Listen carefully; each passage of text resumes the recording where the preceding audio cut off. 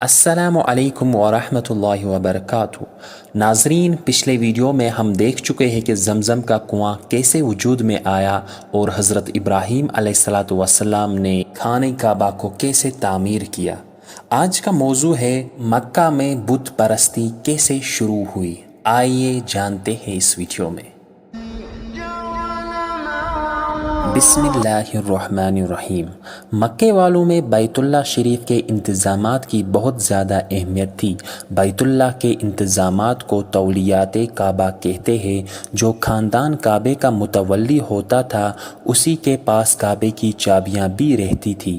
حضرت اسماعیل علیہ السلام کی اولادوں میں اکثر لوگ ایک خدا کو مانتے تھے اور اسی آسمانی دین پر چلتے تھے جسے حضرت اسماعیل علیہ السلام لے کر آئے تھے، لیکن پھر وقت گزرنے کے ساتھ ساتھ اس دین میں نئی نئی باتیں بڑھنے لگی۔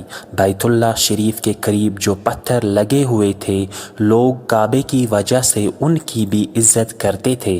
آہستہ آہستہ یہ عزت اتنی بڑھ گئی کہ وہ ان میں سے ایک دو پتھر اپنے ساتھ رکھنے لگے اور بنی اسماعیل یعنی حضرت اسماعیل علیہ السلام کی نسل کے جو لوگ دوسرے شہروں میں رہتے تھے وہ سب ان میں سے ایک ایک پتھر اپنے ساتھ لے کے گئے اور ان کی بھی اتنی ہی عزت کرنے لگے جتنی بیت اللہ اور حجر اسود کی۔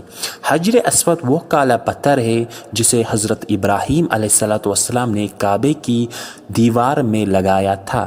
پھر ان کی اولادوں نے ان پتھروں کی عزت اپنے باپ دادا سے بھی زیادہ کرنی شروع کر دی، یہاں تک کہ وہ مکے آ کر کعبے کا طواف کرنے کے بجائے انہی پتھروں کے گرد گھومنے لگے۔ ہوتے ہوتے یہ عزت اتنی بڑھ گئی کہ عرب والوں نے انہی پتھروں کو پوجنا اور ان سے دعا مانگنی شروع کر دی۔ انہوں نے ان پتھروں تراش کر طرح طرح کی تصویریں بنا لی۔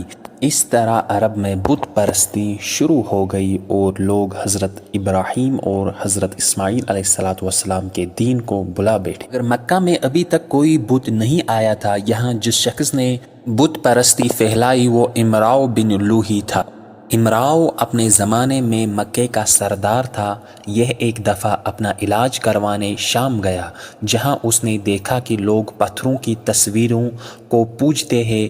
امراؤ کو یہ طریقہ بہت پسند آیا اور یہ وہاں سے ایک بت منگا کر مکے لے آیا اور اس بت کو بیت اللہ میں رکھ دیا۔ اس بت کا نام ہبل تھا۔